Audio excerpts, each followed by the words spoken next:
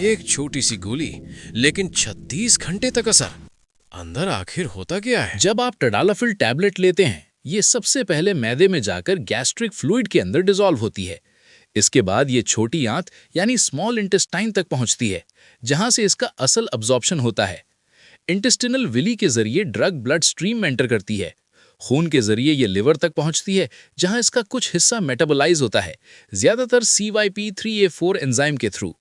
बाकी active drug systemic circulation में चली जाती है और अपने टारगेट टिश्यू तक पहुंचती है। अब यहाँ एक जरूरी बात समझना इंपॉर्टेंट है। टडालाफिल खुद से इरेक्शन पैदा नहीं करता, सेक्सुअल स्टिमुलेशन जरूरी होती है। जब सेक्सुअल स्टिमुलेशन होती है तो nerve endings nitric oxide release करती हैं। नाइट्रिक ऑक्साइड एक केमिकल मैसेंजर है जो ग्वानालेट साइक्लेज एंजाइम को एक्टिवेट करता है। इस एक्टिवेशन के बाद साइक्लिक जीएमपी यानी CGMP प्रोड्यूस होता है।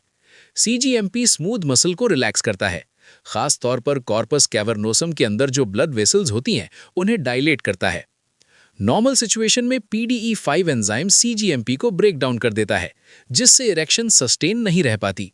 लेकिन टडालाफिल PDE5 एंजाइम को इनहिबिट करता है। इस इनहिबिशन की वजह से CGMP ब्रेक डाउन नहीं होता, उसका लेवल बढ़ जाता है। स्मूथ मसल्स रिलैक्स्ड रहती हैं और पीनियल आर्टरीज में ब्लड फ्लो सिग्निफिकेंटली इंक्रीज हो जाता है। इससे इरेक्शन स्ट्रांग और सस्टेन रहती है जब तक सेक्सुअल स्टिमुलेशन मौजूद हो।